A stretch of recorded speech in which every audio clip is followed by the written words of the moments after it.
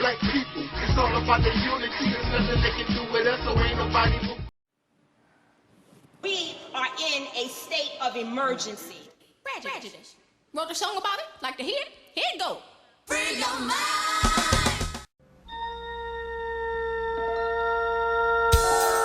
To boldly go where no man has gone before.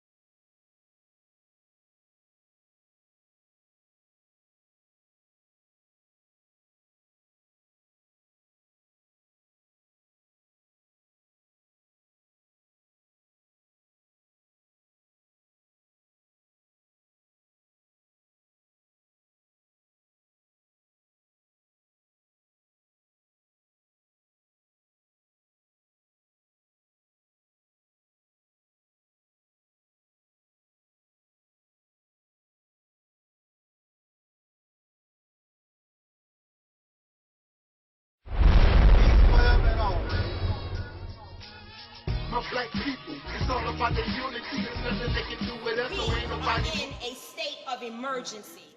Prejudice. Wrote a song about it? Like to hear it? Here it go. Free your mind.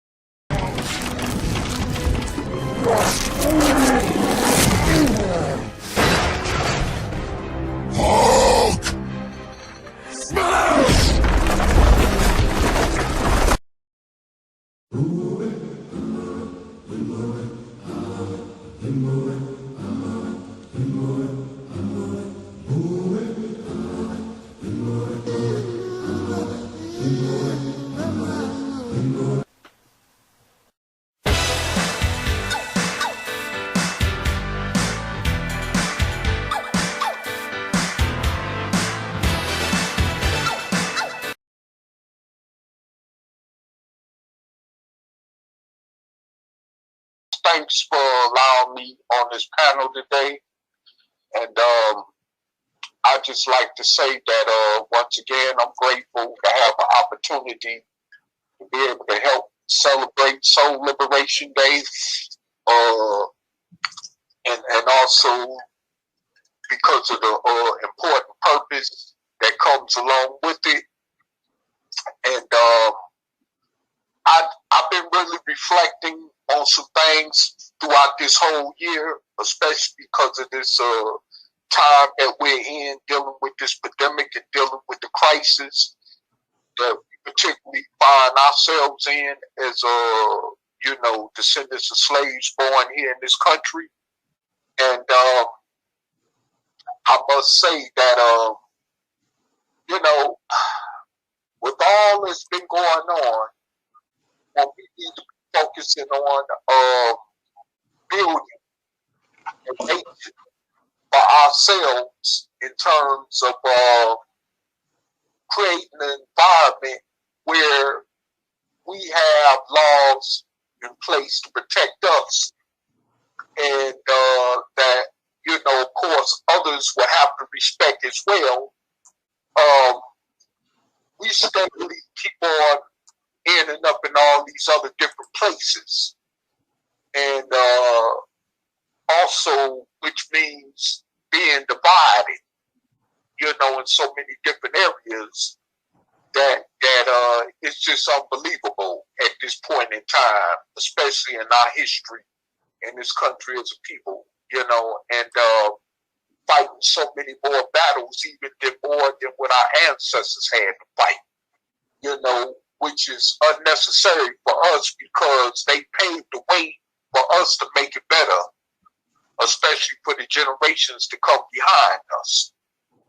And because of the fact that we're failing in that area is why we continue, you know, unfortunately, to find ourselves in the same position.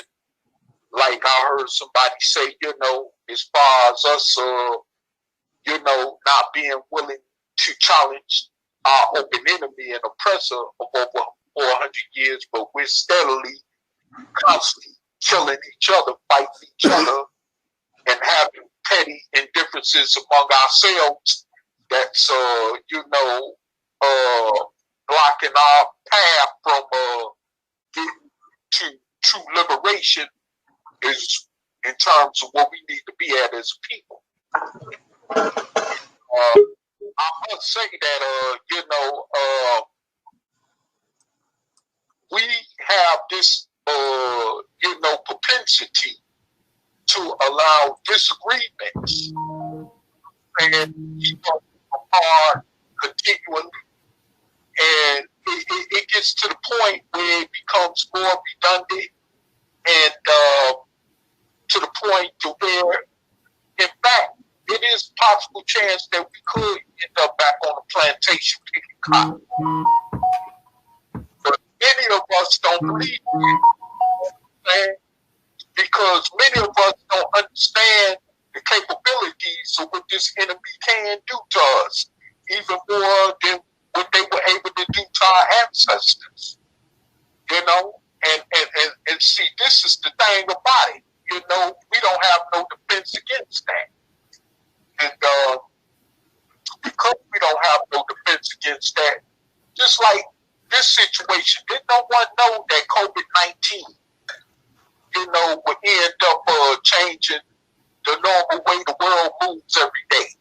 But it just happened, just like that. I mean, you know, and that's why I say we can't just keep laying around as a people expecting, you know what I'm saying, some unknown foreign, you know what I'm saying, device to come from out of somewhere to free us. We got to free ourselves.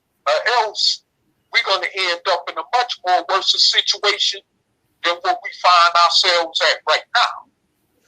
And I know many of you may feel that it can't get no worse, but like I said, you know, the reality of slavery in terms of what it was known as in history is always still an option. I mean, they never intended for us to get out of slavery. If you really want to know the truth in terms of the history behind how we were supposedly free from slavery in 1865. So, you know, we really are, by default, no longer picking cotton, is what I'm saying. It's not because of our mere struggle alone that got us from that point in time in history as a people, but it's because there was some crackers who couldn't who couldn't agree with each other, who didn't want to come about in this country. And that's how we eventually ended up no longer on the cotton field or on the sugarcane fields. You know what I'm saying? Mm-hmm. And so my thing is that, like I said, we are in the position that we are in by default. By any chance of given right opportunity, we could be back in that position. And they got enough immigrants here to even help them do the work, by the way. You know, as far as their way of being able to stay in this country. You know, this is why they give black and brown immigrants even more opportunities than they give us. Because they thing is that if they can't use us as slaves, then hell, replace us. And one way they got that in place is incarcerate a bunch of us. You see what I'm saying? So, I mean, you know, because we don't have no defensive protection against this kind of stuff, you know, it's why we are still at the bottom of the total pole. Any other group of people in this country is. And like I say, we keep continually allowing our disagreements and our dislikes about each other to keep us divided on the common accord, and we all need to be liberated as people for once and for all from an over 400-year oppressor. You know what I'm saying? And this is the thing that I've come to realize throughout my time, even when I was in the pro-black conscious community, when I was, you know, following the teachings of Nubian leader Dr. Malakazi York, and for those of you who know about him, he is incarcerated, of course. And, you know, I learned some things from that construct of what to do and what not to do. And looking at the positive aspect of that is benefiting me today to see that, you know, what is it worth me wasting my time with people who know even that they are an oppressed people but are not do nothing to change things involved. Mm-hmm. You know? And that's why even after I left them teachings and emancipated myself from that pro-black conscious construct mentality altogether, I almost completely gave up on the struggle as far as our people in this country. You know, because it's like I said, there's so much divisiveness going on among us. You know, whether somebody don't like somebody because of their sexuality or because of their, you know, color, whether they darker skin or lighter skin, or because they mix with some, or because, you know, or even to the point because, you know, somebody don't like females or somebody don't like males, or it's something that somebody don't like about somebody. So, you know, we allow that to get in the way to derail us from the progress of getting to our true freedom and liberation as people. And no other oppressed people in the history of this earth has went through that, like so-called African American in the United States has. Because any other oppressed people on earth knew that they had a common denominator, and that was to get free from a main enemy oppressor or from a common oppressor. But we don't live by that rule here in America because we're so insensitized in this slave mentality. You know what I'm saying? And because of the fact that we're so insensitized in this slave mentality, makes us more of a fragile target for everyone else. Which is why don't no one have no respect for the so-called American Negro in this country.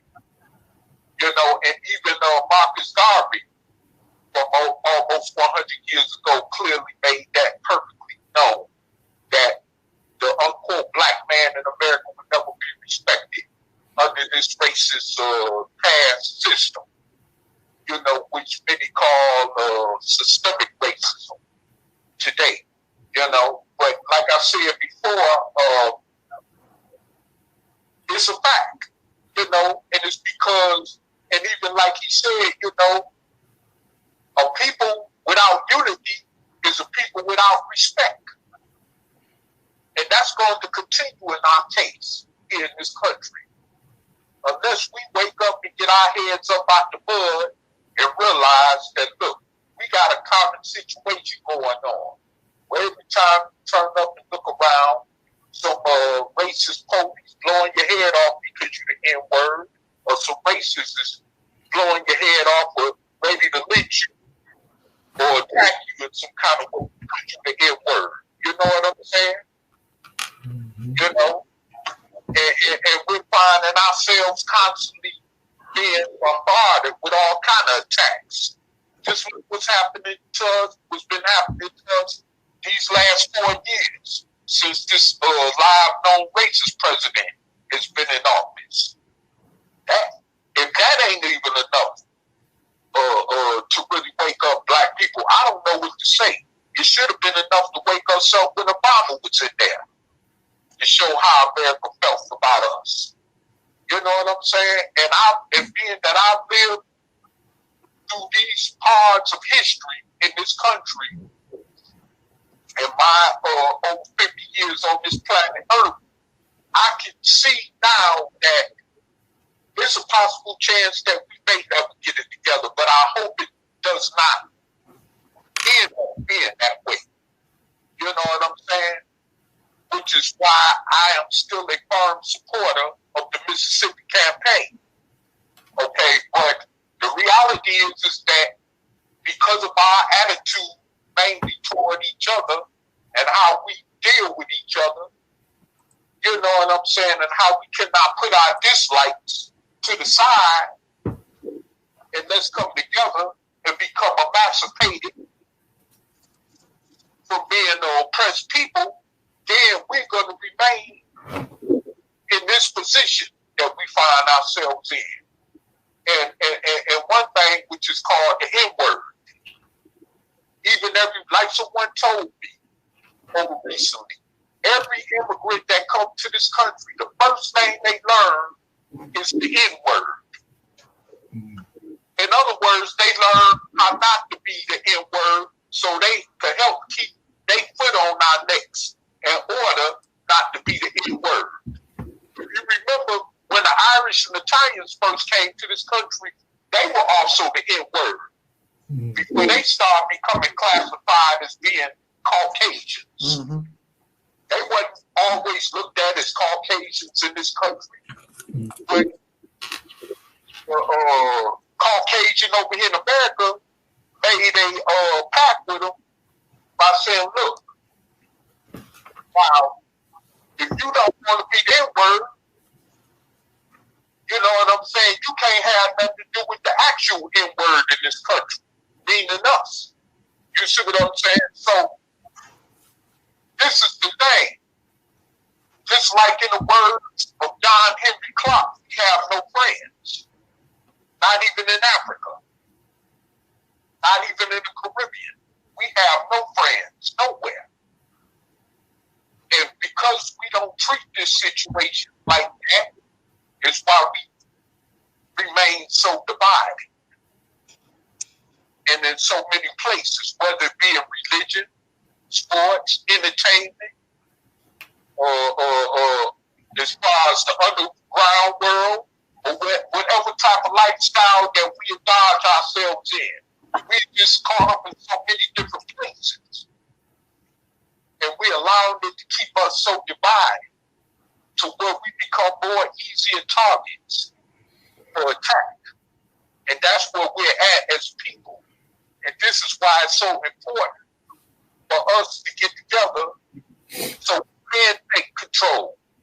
Take control of a state like Mississippi. You know what I'm saying? And quarantine ourselves away from, these onslaught attacks against us as people where we can protect ourselves, each other, our women, our children. You know what I'm saying?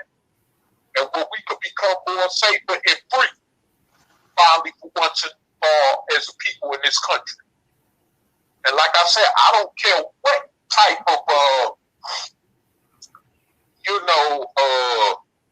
walk of life we come from, we all deserve to be free from being an oppressed people. And it's just that simple. You know what I'm saying? And like I said, every other oppressed people in the history of this earth has always clearly understood that with the so-called African American. You know? And I mean, with all these different groups, like the one I used to belong to that I just mentioned, the Nubians, the Hebrew Israelites, the Nation Islam, the Moor Science Temple of America, the 5% Nation, and so forth and on. I mean, we supposed to have, as in terms of the ideology even of them groups, it's supposed to be about separating from our oppressor, uniting. You know what I'm saying? Black solidarity and all this. But yet,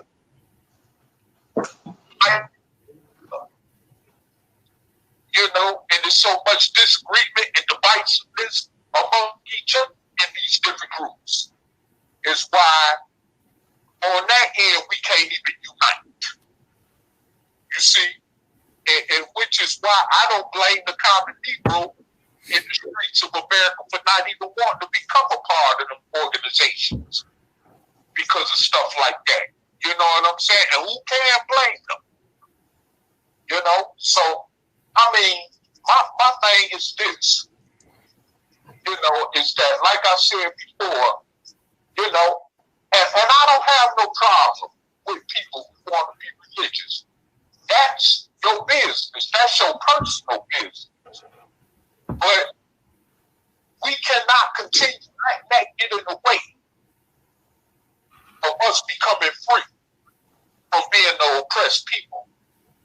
Even if we take control of a state, then finally, once we got control of a state, when we can move on as a free people, then we can worry about fighting over religious differences and all that, and disagreements that we have. But until then, we need to work on becoming a free people.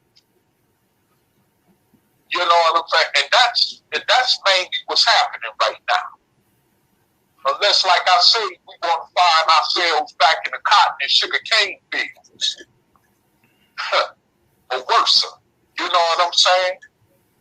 Because these white folks ain't never had no positive plan for us to get ahead in this country. And as we can see at this point, they don't intend on ever seeing us get ahead no further than what we have gotten as a people in this country. You know what I'm saying? So, I mean, we need to wake up and realize and understand that as a reality and stop playing games with ourselves and our future generations. You know what I'm saying? Because I'm going to tell you something.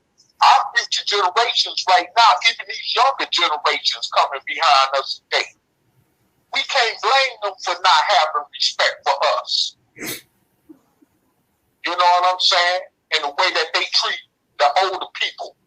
We cannot blame them because we have not set no positive precedents for them to do any better. As us as a people being concerned. You know, and that's one reason why I'm glad, like I heard somebody on this panel say, I'm glad I don't have no children. You know, but they got to contend with living in this cesspool and going through all this craziness. You know, and then why would I want to bring a child in this world to have to live through this when I don't have no place for them to be, where they'll be protected from this craziness that we find ourselves in every day as a people, suffering, whether it be because of racism, which comes along with housing discrimination, job discrimination, mass incarceration, you know what I'm saying, gerrymandering, and et cetera, you know? So, I mean, we need to understand and realize that we have a common issue and a common goal, which is to free ourselves from that issue called oppression, to finally being a free, liberated people, which we've never known as being in this country. far as us as so-called African Americans in this country are concerned. And, right now, I don't know what more to say other than that, but like I said in my closing, I just want to clearly, thank even everybody else that's on this panel today. And for those who are watching in social media land and throughout the entirety of social media that is watching this panel, this live panel, who will be watching this live panel later on or whenever. And I will also hope that they come on board, that everyone even comes on board that's watching this program to consider the fact that freedom is an option still for us. Unless we just want to die a slave. And that's just point blank. And free your mind.